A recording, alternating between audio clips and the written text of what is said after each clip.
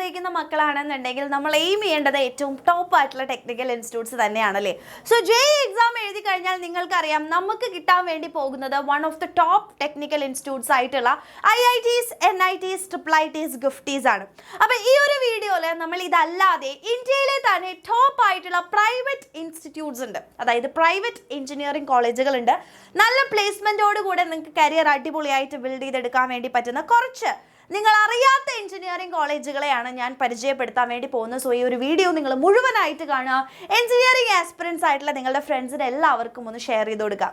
Okay, so first വരുന്നത് നമ്മുടെ bits Pilani തന്നെയാണ്. നിങ്ങൾക്കറിയാം ഏറ്റവും ഇമ്പോർട്ടൻ്റ് ആയിട്ടുള്ള അല്ലെങ്കിൽ ഏറ്റവും റെപ്യൂട്ടഡ് ആയിട്ടുള്ള ഒരു പ്രൈവറ്റ് എഞ്ചിനീയറിംഗ് കോളേജ് ഏതാണെന്ന് ചോദിച്ചു കഴിഞ്ഞാൽ ഇറ്റ്സ് ഡെഫിനറ്റ്ലി ബിറ്റ്സ് പിലാനിയാണ്.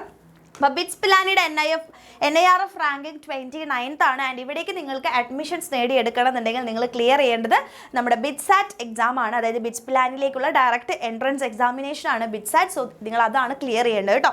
ഇനി രണ്ടാമതായിട്ട് നമ്മൾ നോക്കുകയാണെന്നുണ്ടെങ്കിൽ VIT വെല്ലൂർ ഇൻസ്റ്റിറ്റ്യൂട്ട്സ് ആണ്. അതായത് Vellore institute of technology, one of the most reputed ആയിട്ടുള്ള എഞ്ചിനീയറിംഗ് കോളേജസ് ഇതിൽ തന്നെയാണ് വരുന്നത്. ഇനി ഇതിൻ്റെ NIRF റാങ്കിങ് നോക്കുകയാണെങ്കിൽ ഇത് 12th നിൽക്കുന്നത്. അതേപോലെ തന്നെ ഇവിടേക്ക് നിങ്ങൾക്ക് അഡ്മിഷൻസ് നേടിയെടുക്കണമെങ്കിൽ മോഡ് ഓഫ് അഡ്മിഷൻ എന്ന് പറയുന്നത് VITയുടെ EEE എന്ന് പറഞ്ഞ ഈ ഒരു എൻട്രൻസ് എക്സാമിനേഷൻ നിങ്ങൾ ക്ലിയർ ചെയ്തിട്ടാണ് മുമ്പോട്ട് പോകേണ്ടത് കേട്ടോ. ഇനി അടുത്തത് നോക്കുകയാണെന്നുണ്ടെങ്കിൽ RV കോളേജ് ഓഫ് എഞ്ചിനീയറിംഗ് ആണ്. RV കോളേജ് ഓഫ് എഞ്ചിനീയറിംഗും വൺ ഓഫ് ദ നല്ല ഒരു എഞ്ചിനീയറിംഗ് കോളേജ് തന്നെയാണ് പ്രൈവറ്റ് ഇൻസ്റ്റിറ്റ്യൂട്ട്സ് നോക്കുകയാണെന്നുണ്ടെങ്കിൽ. അതിൻ്റെ NIRF റാങ്കിങ് നോക്കുകയാണെങ്കിൽ 89th ആണ് വരുന്നത്. ആൻഡ് ഇവിടേക്ക് നിങ്ങൾക്ക് അഡ്മിഷൻസ് നേടിയെടുക്കണമെങ്കിൽ, കാരണം RV കോളേജ് എന്ന് പറയുന്നത് നമ്മളുടെ കർണാടകയിൽ വരുന്നതായതുകൊണ്ട് തന്നെ നിങ്ങൾ എഴുതേണ്ടത് KCETയിലാണ്. അതേപോലെ തന്നെ JEE മെയിൻസിൻ്റെ സ്കോർ വെച്ചിട്ടും നിങ്ങൾക്ക് അവിടെ അഡ്മിഷൻസ് നേടിയെടുക്കാൻ വേണ്ടി പറ്റും കേട്ടോ. ഇനി അടുത്തത് നോക്കുകയാണെങ്കിൽ the LNM institute of information technology Jaipur ആണ്. അപ്പോൾ ഇവിടെ നിങ്ങൾ അഡ്മിഷൻസ് നേടിയെടുക്കാൻ വേണ്ടിയിട്ട് ഇതിൻ്റെ NIRF റാങ്കിങ് നോക്കുകയാണെങ്കിൽ 200-300ൻ്റെ ഉള്ളിലാണ് വരുന്നത്. ഇവിടേക്ക് അഡ്മിഷൻസ് നേടിയെടുക്കാൻ വേണ്ടിയിട്ട് JEE മെയിൻസിൻ്റെ സ്കോറാണ് നോക്കുന്നത് എന്നുള്ള കാര്യം മനസ്സിലാക്കുക. ഇതെല്ലാം നല്ല കോളേജുകളാണെന്നുള്ള കാര്യം കൂടെ ഓർക്കുക കേട്ടോ. അപ്പോൾ പ്രൈവറ്റ് കോളേജ് ആകുമ്പോൾ സ്വാഭാവികമായിട്ടും നിങ്ങൾക്ക് ഫീസ് സ്ട്രക്ചർ ഉണ്ടായിരിക്കും, അത്യാവശ്യം നല്ല ഫീസ് ഉണ്ടായിരിക്കും. അത് കൊടുത്തുകൊണ്ട് വേണം പഠിക്കേണ്ടി വരിക എന്നുള്ളത് മനസ്സിലാക്കുക.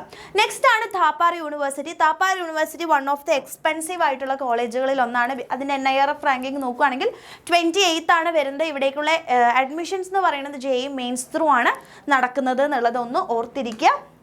അടുത്തതാണ് നമ്മുടെ Ramaiah university, MS Ramaiah university ആണ്. അപ്പോൾ ഇവിടേക്ക് നോക്കുകയാണെങ്കിൽ നമ്മളുടെ NIRF റാങ്കിങ് 67th ആണ്. ഇവിടെ നമ്മുടെ കർണാടക അതായത് കോമൺ എൻട്രൻസ് ടെസ്റ്റ് ആണ് നമ്മൾ എഴുതിയിട്ട് അതിൻ്റെ റാങ്ക് അനുസരിച്ചിട്ടാണ് ഇവിടെ അഡ്മിഷൻസ് നേടിയെടുക്കാൻ വേണ്ടി പറ്റുന്നത് ഓർക്കുക.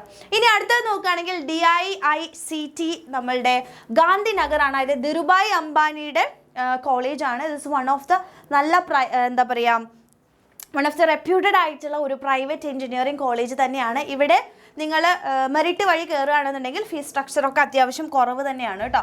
അപ്പോൾ ഇതിൻ്റെ മോഡ് ഓഫ് അഡ്മിഷൻ എന്ന് പറയുന്നത് ഒന്ന് ഗുജറാത്ത് എൻട്രൻസ് എക്സാമിനേഷൻ എഴുതുക, അതുപോലെ തന്നെ JEE മെയിൻസിൻ്റെ സ്കോർ വെച്ചിട്ടും ഇവിടെ നിങ്ങൾക്ക് അഡ്മിഷൻസ് നേടിയെടുക്കാൻ പറ്റും. അടുത്തത് നോക്കുകയാണെങ്കിൽ NIRF റാങ്കിങ്ങിൽ 134th റാങ്കിങ്ങിലാണ് ഈ ഒരു കോളേജ് വരുന്നത് കേട്ടോ. ഇനി അടുത്തത് നോക്കുകയാണെങ്കിൽ MIT മണിപ്പാലാണ്. ഇവിടേക്ക് നിങ്ങൾക്ക് ജോയിൻ ചെയ്യണം എന്നുണ്ടെങ്കിൽ മണിപ്പാൽ എൻട്രൻസ് ടെസ്റ്റാണ് നിങ്ങൾ എഴുതേണ്ടത്. MET എക്സാം എഴുതിയിട്ടാണ് അവിടേക്കുള്ള അഡ്മിഷൻസ് ഉള്ളത്. ഇനി അടുത്തത് നോക്കുകയാണെന്നുണ്ടെങ്കിൽ SRM യൂണിവേഴ്സിറ്റി ആണ്. SRM university is one of the നല്ല ഒരു പ്രൈവറ്റ് കോളേജ് തന്നെയാണ്. അപ്പോൾ ഇതിലേക്ക് നമുക്ക് അഡ്മിഷൻസ് നേടിയെടുക്കാൻ ഇവരുടെ തന്നെ JEE എക്സാം ഉണ്ട്. SRM JEE എന്നാണ് പറയുക. അപ്പോൾ ഈ ഒരു എക്സാം നിങ്ങൾ എഴുതുകയാണെന്നുണ്ടെങ്കിൽ ഈ കോളേജിലേക്ക് നിങ്ങൾക്ക് അഡ്മിഷൻസ് നേടിയെടുക്കാൻ വേണ്ടി പറ്റുകയാണ് ചെയ്യുന്നത്. അപ്പോൾ ഇതിലെ പല കോളേജുകളും നിങ്ങൾ ചിലപ്പോൾ ആദ്യമായിട്ടായിരിക്കും കേൾക്കുന്ന പോലും ഉണ്ടാവുക. But these are the best top ആയിട്ടുള്ള പ്രൈവറ്റ് എഞ്ചിനീയറിംഗ് കോളേജുകൾ തന്നെയാണ്. നല്ല അതായത് ഈ ഒരു ഓഫ് കോഴ്സ് ഒരു ഫീസ് സ്ട്രക്ചർ ഇവിടെ ഉണ്ടാവും, അത്യാവശ്യം ഫീസ് കൊടുത്തിട്ടാണ് പഠിക്കേണ്ടതെങ്കിലും പ്രൈവറ്റ് എഞ്ചിനീയറിംഗ് കോളേജുകൾ ആയതുകൊണ്ട് തന്നെ one of the best placement system ഇവർക്ക് ഉണ്ടാവും. നല്ല പ്ലേസ്മെൻറ്റോട് കൂടെ നിങ്ങൾക്ക് എന്ത് ചെയ്യാൻ പറ്റും, കരിയർ ബിൽഡ് ചെയ്തെടുക്കാനൊക്കെ പറ്റുന്ന കോളേജുകൾ തന്നെയാണ്. ഇപ്പോൾ പ്രൈവറ്റ് കോളേജ് ആണെന്ന് വിചാരിച്ച് ഇവിടെ വെറുതെ മാർക്ക് കുറഞ്ഞവർക്കൊന്നും അഡ്മിഷൻ കിട്ടില്ല. അത്യാവശ്യം നന്നായിട്ട് പഠിക്കുന്ന റാങ്ക്ഡ് ആയിട്ടുള്ള കുട്ടികൾ തന്നെയാണ് ഈ അഡ്മിഷൻസ് എടുത്ത് ഇവിടേക്ക് എത്തുന്നത്. സോ ഒരുപാട് കുട്ടികൾക്ക് പ്രൈവറ്റ് എഞ്ചിനീയറിംഗ് കോളേജുകളിലേക്ക് ജോയിൻ ചെയ്യുമ്പോൾ കുറേ ഓപ്ഷൻസ് അവർക്ക് അറിയാത്തൊരവസ്ഥയുണ്ട്. സോ ഈ ഒരു വീഡിയോ അതിന് വേണ്ടിയിട്ട് നിങ്ങളുടെ ഓപ്ഷൻസ് ഒന്ന് തുറന്നു തരാൻ വേണ്ടിയിട്ടും കൂടെ ആയിട്ട് ഉപയോഗിക്കുക. അപ്പോൾ ഇതിലത്തെ ഓരോ കോളേജുകളും നിങ്ങൾക്ക് ജസ്റ്റ് ഒന്ന് ഗൂഗിളൊക്കെ ചെയ്ത് നോക്കിക്കഴിഞ്ഞാൽ നിങ്ങൾക്ക് ഓരോ കോളേജിനെ പറ്റിയിട്ടും കൃത്യമായിട്ട് മനസ്സിലാവും. ബട്ട് ഈ നെയിംസും ഇതിൻ്റെ NIRF റാങ്കിങ്ങും അതുപോലെ തന്നെ മോഡ് ഓഫ് അഡ്മിഷനും ജസ്റ്റ് ഒന്ന് മനസ്സിലാക്കുക. ഇതിലത്തെ ഏതെങ്കിലും ഒരു കോളേജിൽ നിങ്ങൾക്ക് സ്ട്രൈക്ക് ചെയ്തിട്ടുണ്ടെങ്കിൽ ഉറപ്പായിട്ടും അതിനെപ്പറ്റി കൂടുതലായിട്ട് എന്ത് ചെയ്യുക, ഒന്ന് റിസർച്ച് ചെയ്തിട്ട് നിങ്ങളുടെ ഓപ്ഷനിൽ നിങ്ങൾ എൻട്രൻസ് എക്സാമിനേഷനൊക്കെ എഴുതി എഞ്ചിനീയറിംഗ് ചൂസ് ചെയ്യുന്ന സമയത്ത് ഈ ഒരു ഓപ്ഷനും കൂടെ നിങ്ങൾക്ക് എടുക്കാൻ വേണ്ടി പറ്റും. സോ മാക്സിമം എഞ്ചിനീയറിംഗ് ആസ്പിരൻസിന് ഈ ഒരു വീഡിയോ നിങ്ങൾ ഷെയർ ചെയ്ത് കൊടുക്കുക. ഓക്കെ മക്കളെ, താങ്ക് യു.